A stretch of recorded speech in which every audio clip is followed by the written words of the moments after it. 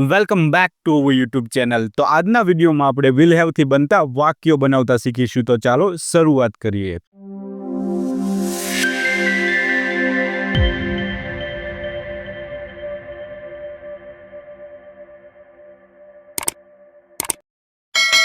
તો જુઓ, અત્યારે આપણે સિમ્પલ સેન્ટેન્સ શીખી રહ્યા છીએ અને સિમ્પલ સેન્ટેન્સ કોને કહેવાય એ હવે તમને ખબર જ હશે। તેમ છતાંય પણ જુઓ, સિમ્પલ સેન્ટેન્સ એટલે એવા વાક્યો કે જેમાં સબ્જેક્ટ કોઈ પણ કામ કરતો ન હોય, એટલે કે ફક્ત સબ્જેક્ટ વિશે વધારાની માહિતી મળતી હશે, કાં તો સબ્જેક્ટ ક્યાં છે, કેવો છે, અથવા તો ત્યાંની માલિકીનું શું છે એવી કંઈક માહિતી મળતી હશે, જે આપણે આગળ ઓલરેડી શીખી જ ગયા છીએ।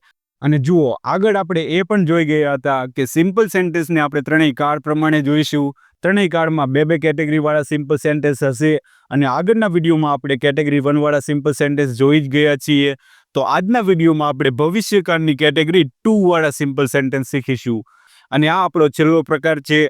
ત્યારબાદ આપણા સિમ્પલ સેન્ટેન્સ પૂરા થઈ જશે અને આટલું પૂરું થઈ જશે એટલે તમને 30 થી 40% જેટલા અંગ્રેજીના વાક્યો બનાવતા આવડી જશે, જો તમે સરખી રીતે શીખ્યા હોય તો। જો હજી ન આવડતું હોય તો આગળ પહેલેથી જ જોજો। તો ચાલો હવે થોડુંક આગળ જોઈ લઈએ। તો જુઓ, સૌથી પહેલા તો આપણને એમ થાય કે કેવું વાક્ય આપેલું હોય તો એને આપણે વિલ હેવથી બનાવી શકીએ। તો જુઓ, એના માટે આપણે અહીંયા ઓળખ આપેલી છે કે કેવા વાક્યો હશે અથવા તો તેમાં કેવો અર્થ નીકળતો હશે। તો જુઓ, કોઈ પણ ગુજરાતી વાક્ય આપેલું હોય અને સૌથી પહેલા તો વાક્ય કેવું હશે? Simple sentence. અને એ હકાર વાક્યમાં જો એમ આપેલું હોય સબ્જેક્ટની પાસે હશે, એટલે કે નજીકના અર્થમાં નહીં, માલિકીના અર્થમાં। કેવી રીતે? જેમ કે તેની પાસે આવતા વર્ષે એક કાર હશે, રાહુલની પાસે આજ સાંજે નવો મોબાઈલ હશે, આવતા વર્ષે તેની પાસે એક સારી એવી નોકરી હશે, 2 વર્ષ પછી તેની પાસે એક મોટું ઘર હશે। તો આવા બધા વાક્યો કે જેમાં માલિકીનો અર્થ નીકળતો હશે, જે આપણે આગળ ઓલરેડી શીખી જ ગયા છીએ। તો જુઓ, આવું આપેલું હશે અથવા તો ખાસ જોજો આવો અર્થ નીકળતો હશે। અને આગળ શું હશે? તો જુઓ, સબ્જેક્ટમાં હશે, એટલે કે સબ્જેક્ટની અંદર હશે। કેવી રીતે? જેમ કે તેનામાં ઘણી બધી હિંમત હશે, રાહુલમાં ઘણી બધી ધીરજ હશે, આ બગીચામાં આવતા વર્ષે ઘણા બધા વૃક્ષો હશે, આવતા વર્ષે આ ઘરમાં 4 બેડરૂમ હશે। તો આવા બધા જ વાક્યોને આપણે આમાં સમાવેશ કરીશું। અને ખાસ જુઓ, આવું આપેલું હશે અથવા તો શું હશે? આવો અર્થ નીકળતો હશે। અને આગળ જુઓ, અથવા તો એમ આપેલું હોય કે સબ્જેક્ટને ભાઈ બહેન હશે, જેમ કે તેને આવતા વર્ષે એક બહેન હશે, તેમને 2 છોકરાઓ હશે। તો જુઓ, ફક્ત ભાઈ બહેન જ નહીં, છોકરાઓ હોય, ભાઈ હોય, બહેન હોય, પુત્ર હોય, કંઈ પણ કે જે શું દર્શાવતું હશે? સંબંધ દર્શાવતો હશે। તો આ બધા જ વાક્યોને આપણે શેમાં સમાવેશ કરીશું? ભવિષ્યકાળની કેટેગરી 2માં સમાવેશ કરીશું। અને આ બધા જ વાક્યોને શેનાથી બનાવીશું? વિલ હેવથી બનાવીશું। તો જુઓ, ખાસ જોજો, આવા શબ્દો આપેલા હશે અથવા તો શું હશે? આવો અર્થ નીકળતો હશે। અને ક્યારેક ક્યારેક વાક્યોમાં ભવિષ્યકાળનો અર્થ નીકળતો હશે, તેમ છતાં પણ આપણે વિલ હેવનો ઉપયોગ નહીં કરીએ।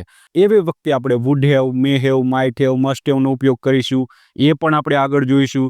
તો અહીંયા જુઓ, મેં તમને સમજાવી દીધું, તેમ છતાંય થોડાક ઉદાહરણ આપેલા છે, આપણે જોઈ લઈએ। મારી પાસે આવતા વર્ષે કાર હશે, તો અહીંયા જુઓ પાસે આપેલું છે, પાસે એટલે કે માલિકીના અર્થમાં। રવિને એક બહેન હશે, તો અહીંયા બહેન હોવાની વાત થાય છે। છોકરામાં ઈમાનદારી હશે, તો અહીંયા જુઓ સબ્જેક્ટમાં હશે એવો અર્થ નીકળે છે।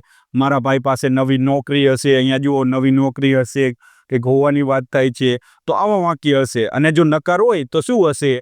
ફક્ત નકારનો ભાવ રહેલો હશે, શબ્દો તો કેવા હશે? હકાર વાક્ય જેવા જ હશે। જેમ કે જુઓ, મારી પાસે આવતા વર્ષે કાર નહીં હોય અથવા તો હશે નહીં। આપણે એમ બોલતા હોય કે કાર નહીં હોય, પરંતુ લખવાની વાત આવે ત્યારે આપણે શું કરતા હોય? હશે નહીં। તો આ લખવામાં અને બોલવામાં એટલો ફેર પડે છે, પરંતુ આપણે શું સમજવાનું? કેવો અર્થ નીકળે છે? ભવિષ્યકાળનો અર્થ નીકળે છે, તો આપણે આ પ્રમાણે બનાવવાનું। અને એટલા માટે જ હું તમને કહું છું કે આપણે શું જોવાનું? વાક્યનો અર્થ કેવો નીકળે છે એના ઉપર ફોકસ કરવાનું। અહીંયા જુઓ, રવિની એક બહેન નહીં હોય અથવા તો હશે નહીં, છોકરામાં ઈમાનદારી હશે નહીં, મારા ભાઈ પાસે નવી નોકરી નહીં હોય। તો આવા વાક્યો આપેલા હશે, જેને આપણે શેમાં સમાવેશ કરીશું? ભવિષ્યકાળની કેટેગરી 2માં સમાવેશ કરીશું। તો હવે આપણે થોડુંક આગળ જોઈ લઈએ। અને જુઓ, આવા વાક્ય બનાવવા માટે આપણે શેનો ઉપયોગ કરીશું? વિલ હેવનો ઉપયોગ કરીશું। કારણ કે મેં તમને શીખવાડ્યું હતું કે કેટેગરી 2 વાળા વાક્યો શેનાથી બનશે? હેવ ક્રિયાપદથી બનશે। અને ભવિષ્યકાળ દર્શાવવા માટે શેનો ઉપયોગ થાય છે? વિલ શબ્દનો ઉપયોગ થાય છે। અને વિલ સાથે કોઈ પણ ક્રિયાપદ આવે તો કેવી રીતે આવે? મૂળ રૂપે જ આવે છે। તો હેવનું મૂળ રૂપ શું થાય? હેવ જ થાય। એવી રીતે શું આવશે? Will have. અને જો નકાર હોય તો નકારનો ભાવ દર્શાવવા માટે આપણે એક નોટ ઉમેરીશું, પરંતુ ખાસ જોજો આવશે ક્યાં?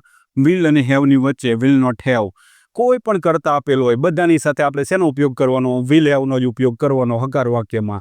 અને જો નકાર વાક્ય હોય તો વિલ નોટ હેવનો ઉપયોગ કરીશું, એટલે તમારે યાદ નહીં રાખવું પડે.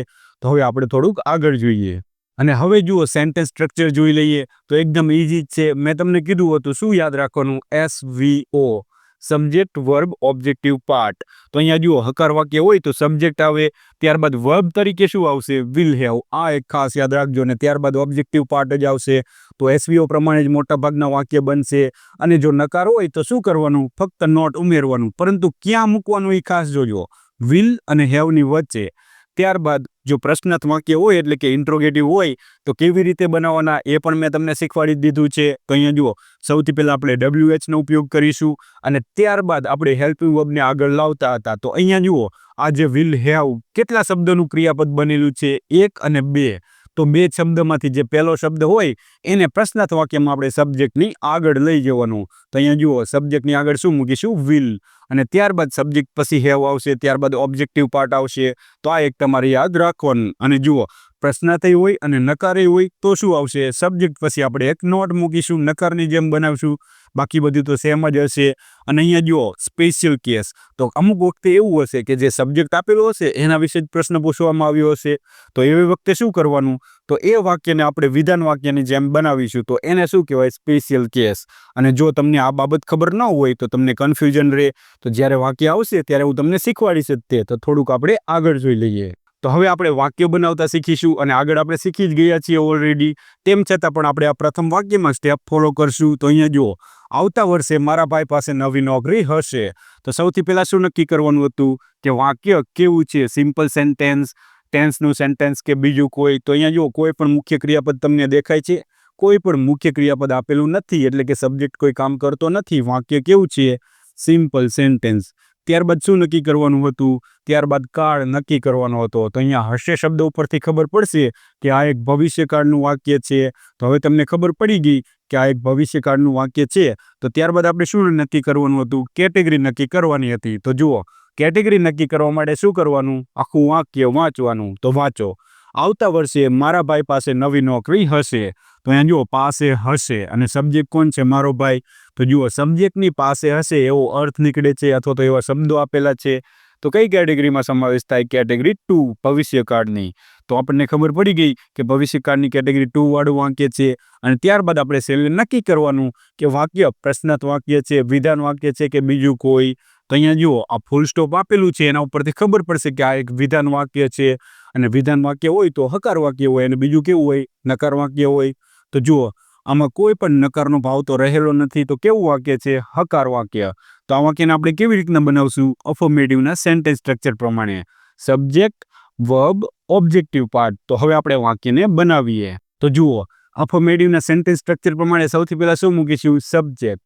તો વાક્યમાં વાંચો શું આપેલું છે, સબ્જેક્ટ મારા ભાઈ પાસે નવી નોકરી હશે. એટલે કોણ છે જેની પાસે હશે, મારા ભાઈ પાસે. એટલે આપણો સબ્જેક્ટ થશે મારો ભાઈ. આખું વાક્ય લખવાનું, મારો ભાઈ, ફક્ત ભાઈ નહીં પરંતુ મારો ભાઈ આપણો સબ્જેક્ટ છે. અને અહીંયા જુઓ આવતા વર્ષે એવું લખેલું છે. ત્યારબાદ શું આપેલું છે, અલ્પવિરામ આપેલું છે. તો આને તમે પાછળ પણ લખી શકો અને આગળ પણ શરૂઆતમાં પણ લખી શકો. તમને જેમ ઠીક લાગે એવી રીતના લખવાનું. આપણે શરૂઆતમાં લખીશું નેક્સ્ટ યર. આવતા વર્ષે એટલે શું થશે, નેક્સ્ટ યર. તો અહીંયા હું શું લખીશ, નેક્સ્ટ યર. ત્યારબાદ અહીંયા કોમા, મારા ભાઈ પાસે નવી નોકરી હશે. સબ્જેક્ટ કોણ થયું, મારો ભાઈ, માય બ્રધર. આપણે સૌથી પહેલા સબ્જેક્ટ મૂકીશું માય બ્રધર. ત્યારબાદ શું મૂકવાનું, અહીંયા જુઓ વિલ હેવ, કેમ કે વર્બ તરીકે શું આવશે, વિલ હેવ. તો માય બ્રધર વિલ હેવ. ત્યારબાદ શું મૂકવાનું, ઓબ્જેક્ટિવ પાર્ટ. ઓબ્જેક્ટિવ પાર્ટમાં શું રહ્યું, તો જુઓ મારો ભાઈ આવી ગયો. ત્યારબાદ પાસે હશે એના માટે આપણે વિલ હેવ મૂક્યું. શું રહ્યું, નવી નોકરી, અ ન્યૂ જોબ. તો આપણે એ મૂકીશું. તો જો આપણું વાક્ય બનીને રેડી થઈ ગયું, next year my brother will have a new job. તો આવી રીતના જ વાક્ય બનશે, એકદમ ઇઝી છે. અને આપણે નકાર કરવું હોય તો શું કરવાનું, અહીંયા આપણે નોટ ઉમેરવાનું વિલ અને હેવની વચ્ચે. ત્યારબાદ આગળનું વાક્ય જુઓ, તેની પાસે લેપટોપ હશે, જાઓ અને લઈ આવો. હવે આ વાક્ય જુઓ, હવે અત્યારે જ હોવાની વાત થાય, ભવિષ્યમાં તો હોવાની વાત નથી થતી ને. વાંચો એટલે તમને ખબર પડશે. તેની પાસે અત્યારે લેપટોપ હશે, તમે જાઓ અને તમે લઈ આવો. વાક્યમાં કેવા શબ્દો આપેલા છે, ભવિષ્યકાળ જેવા. આ હશે શબ્દ આપેલો છે ને, તમને એમ જ થશે ભવિષ્યકાળનું જ વાક્ય છે. બરાબર, ભવિષ્ય જેવા જ શબ્દો આપેલા છે. પરંતુ તમે વાક્યનો અર્થ સમજશો એટલે તમને તરત જ ખબર પડશે આ તો વર્તમાન કાળમાં વાત થાય છે, એટલે કે ભવિષ્યકાળ જેવા શબ્દો આપેલા છે, પરંતુ વાત જે થાય છે એ ક્યારે થાય છે? વર્તમાન સમયમાં થાય છે, અત્યારના સમયમાં થાય છે. હાલ એટલે વર્તમાન હોય, તો એવે વખતે આપણે શું કરીશું? તો વિલનું વર્તમાનનું અને ભૂતકાળનું રૂપ કયું થાય? વુડ થાય, જે આપણે આગળ ઓલરેડી શીખી જ ગયા હતા. તો આ વાક્યમાં આપણે શેનો ઉપયોગ કરીશું? વુડનો. ગ્રામરની રીતે ફરજિયાત શેનો ઉપયોગ થશે? વુડનો. પરંતુ ઘણા બધા લોકો વિલ પણ ઉપયોગ કરતા હોય છે, તો વિલ મૂકો કે વુડ મૂકો ખોટું ન પડે, પરંતુ ઓરિજિનલ ગ્રામર જે મોડર્ન ઇંગ્લિશમાં વપરાય છે એ પ્રમાણે શું આવશે? વુડ આવશે. તો આપણે એવી રીતે જ ઉપયોગ કરીશું, કારણ કે આપણે શું કરવાનું છે? બોલતા શીખવાનું છે. કેવી રીતે? જેવી રીતે નેટિવ સ્પીકર બોલે છે એવી રીતે. તો એટલા માટે આપણે શેનો ઉપયોગ કરીશું? વુડનો. કદાચ તમારે પરીક્ષામાં પૂછાય તો તમારી જે બુક હોય એ પ્રમાણે લખવાનું, વિલ આવે કે વુડ આવે, જે ઓપ્શન હોય એ પ્રમાણે. પરંતુ આપણે શું કરવાનું છે? બોલતા શીખવાનું છે. તો એટલા માટે આપણે શેનો ઉપયોગ કરીશું? વુડનો. તેની પાસે લેપટોપ હશે, જાઓ અને લઈ આવો. પહેલા તો જુઓ વાક્ય કેવું છે? સિમ્પલ સેન્ટેન્સ જ છે. ત્યારબાદ ભવિષ્યકાળની બીજી કેટેગરી વાળું જ છે. તો એટલા માટે સબ્જેક્ટ કોણ છે? તે. એટલા માટે મેં હી મૂક્યું. અને ત્યારબાદ જુઓ હશે, હવે વિલ નહીં મૂકવું, શું મૂકીશ? વુડ, કારણ કે વર્તમાન સમયમાં વાત થાય છે એટલા માટે. હી વુડ હેવ અ લેપટોપ. તેની પાસે લેપટોપ હશે, જાઓ અને લઈ આવો. હવે આ જુઓ, જાઓ ઓર્ડર કરે છે તો શું મૂકવાનું? Go and bring. તો આ હું તમને આગળ શીખવાડીશ. આને આપણે કેવા વાક્ય કહીશું ને એ હું તમને આગળ શીખવાડીશ, અથવા તો તમને આવડતું જ હશે. આને આપણે ઇમ્પેરેટિવ સેન્ટેન્સ કહીશું. તો આવી રીતના વાક્ય બનશે. જુઓ, હી would have a laptop, go and bring. તેની પાસે લેપટોપ હશે, જાઓ અને લઈ આવો. જેમ કે આપણે બોલતા જ હોય છે ને, ધારો કે આપણે ઊભા હોય, બરાબર, કોક બાજુમાંથી જઈ રહ્યું હોય તો આપણે શું કહેતા હોય? માર્કેટમાં જઈ રહ્યા હશે. આપણને ખબર નથી, આપણે શું કહેતા હોય? માર્કેટમાં જઈ રહ્યા હશે. તો આ તો ઘટના કંઈ ભવિષ્યમાં તો બનવાની નથી ને, વર્તમાન સમયમાં જ બની રહી છે.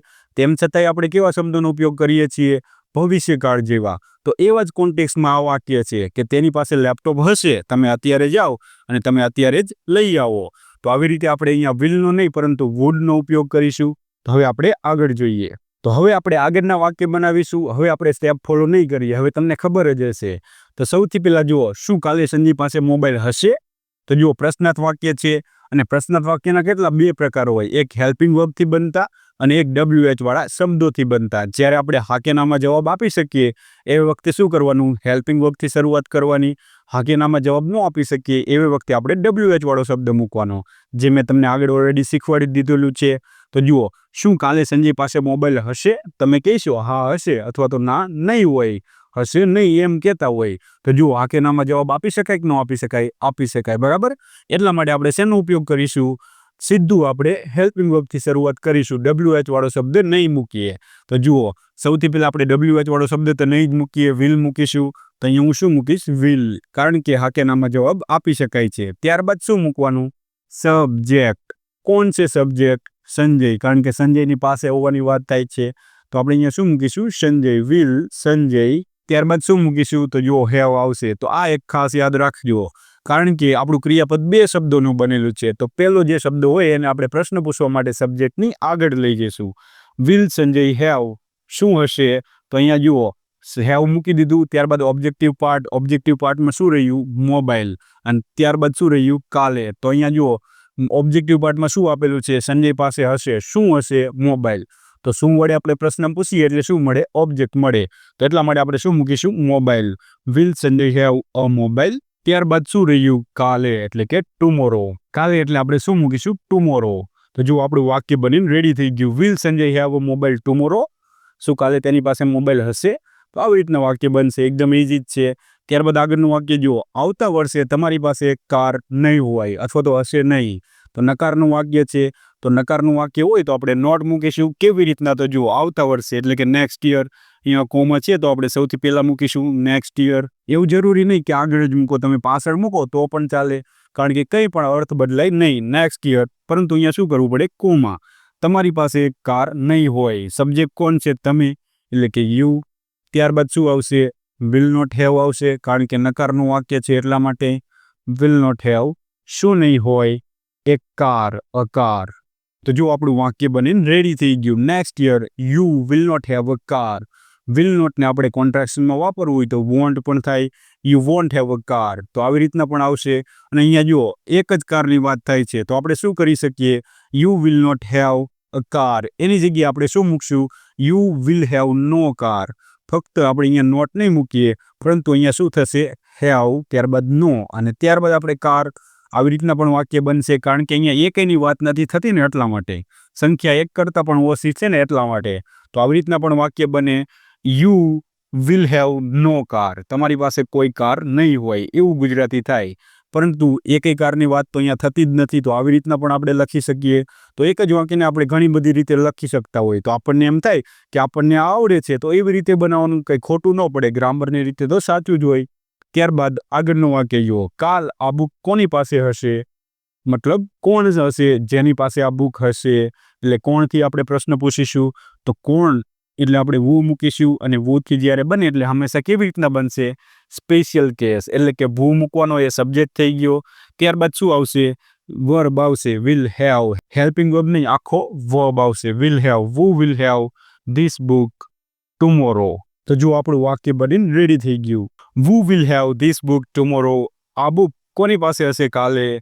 તો આવી રીતના વાક્ય બનશે. ત્યારબાદ આગળનું વાક્ય જુઓ. આ તો કાલની વાત હતી. અત્યારે આ બુક કોની પાસે હશે? હાલમાં, અત્યારના સમયમાં કોની પાસે હશે? હવે શું થઈ ગયું? ભવિષ્યકાળ તો થાય નહીં.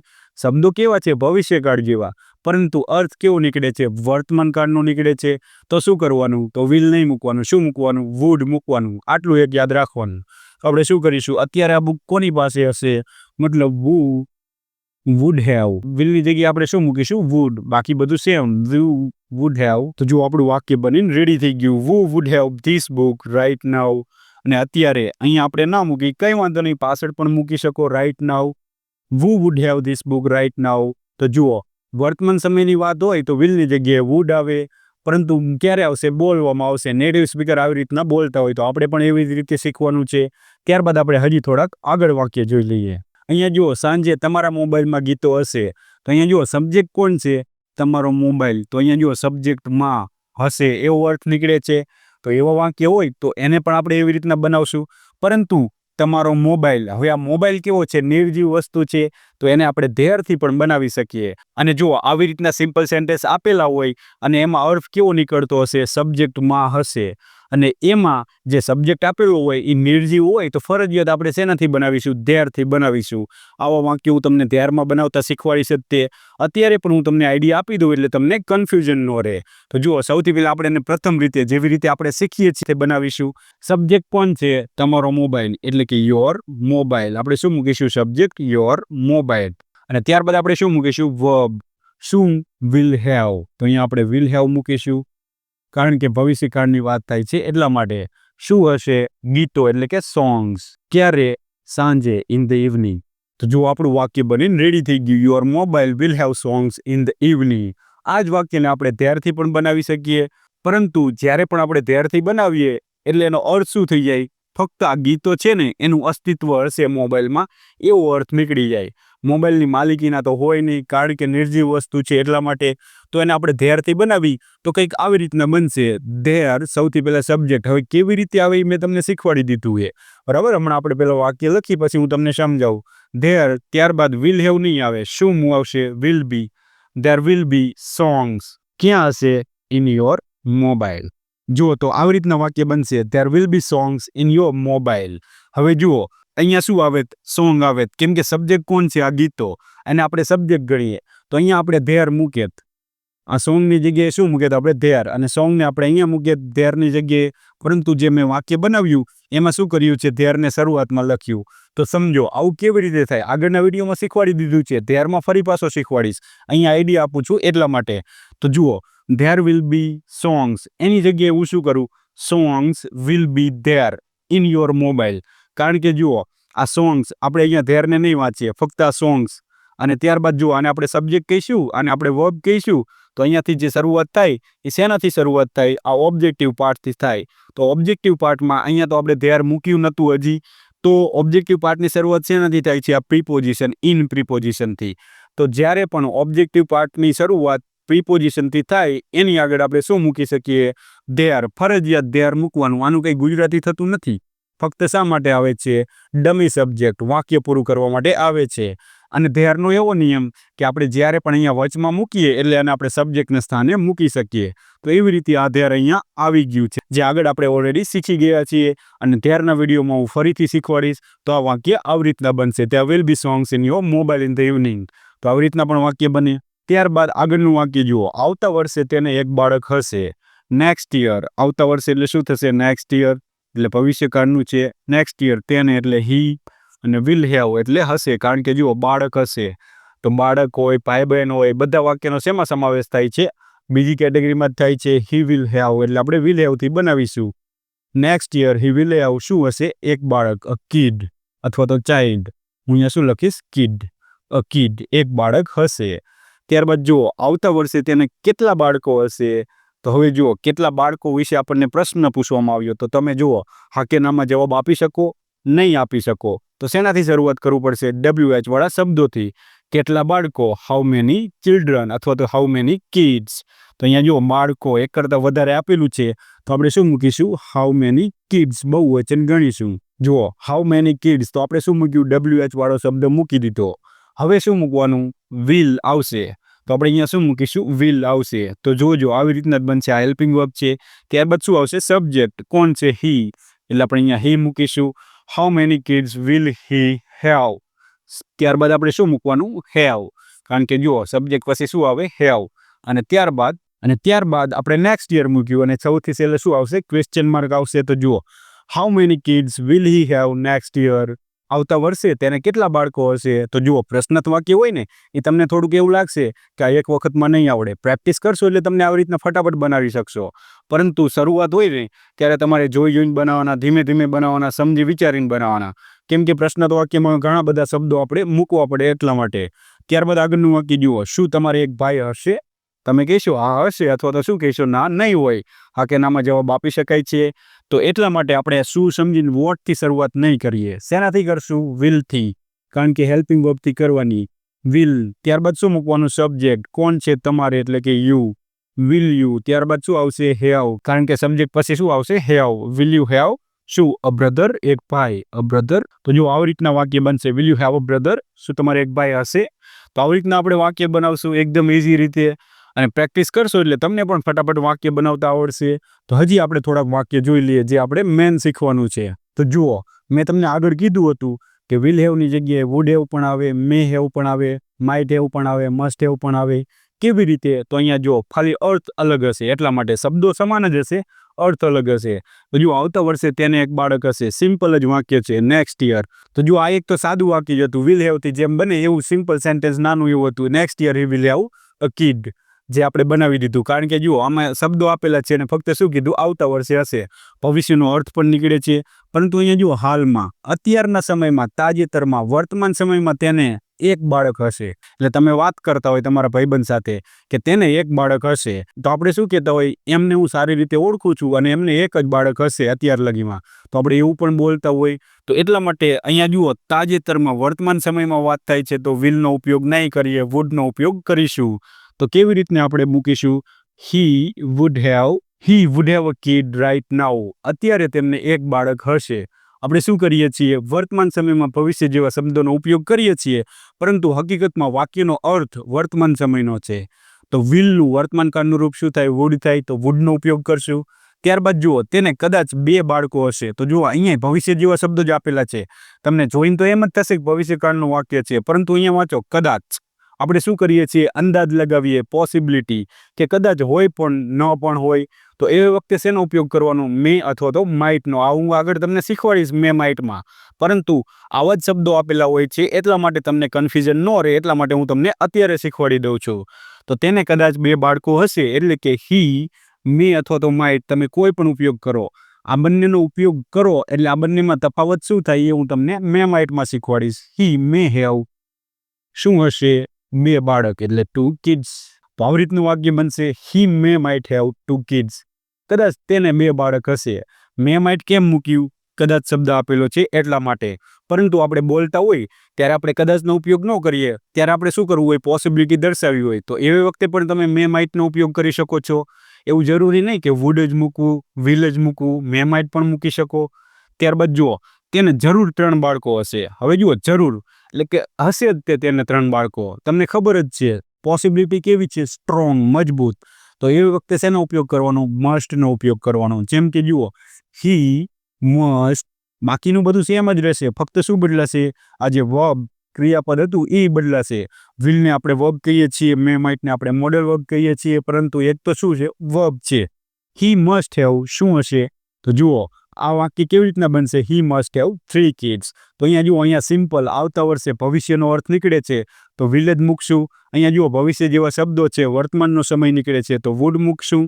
અહીંયા જુઓ, ભવિષ્ય જેવા શબ્દો છે પરંતુ કદાચ પોસિબિલિટીની વાત થાય છે તો મે માઇટનો ઉપયોગ કરીશું. અને અહીંયા જુઓ ભવિષ્ય જેવા શબ્દો તો છે પરંતુ જરૂર સ્ટ્રોંગ પોસિબિલિટી છે તો શેનો ઉપયોગ કરીશું? મસ્ટનો ઉપયોગ કરીશું. તો મે, માઇટ, મસ્ટ, વુડ અને વિલ ચારેયને એકબીજાના બદલે આપણે વાપરી શકીએ છીએ, પરંતુ શું થાય? વાક્યનો અર્થ બદલાઈ જાય. તો આ તમને ખબર હોવી જોઈએ. શબ્દો તો એક જેવા જ છે પરંતુ અર્થ બદલાઈ જાય. તો એટલા માટે જ મેં તમને કીધું કે આપણે શેના ઉપર ફોકસ કરીશું? વાક્યનો અર્થ કેવો નીકળે છે ને એના ઉપર, નહીં કે શબ્દો કેવા આપેલા છે. અને આગળ પણ જ્યારે હું તમને 10 શીખવાડીશ ત્યારે પણ ફરી પાછું આવશે. અને જ્યારે આપણે મોડલ વર્બ શીખીશું ત્યારે હું તમને મે, માઇટ, કેન, કુડ, વુડ આ બધાને ડિટેલમાં શીખવાડીશ અને ત્યારબાદ તમને કોઈ પણ કન્ફ્યુઝન નહીં રહે. તો અહીંયા આપણો આ લેક્ચર પૂરો થાય છે. વિલ હેવથી બનતા વાક્યો બનાવતા આપણે શીખી લીધા છે. અને જુઓ, તમને એક વારમાં ન આવડે તો બીજી વાર વિડીયો જુઓ, ત્રીજી વાર વિડીયો જુઓ, તેમ છતાંય ન આવડે તો કોમેન્ટ બોક્સમાં તમે જણાવી શકો છો. હું તમને જરૂર રિપ્લાય આપીશ. Thank you.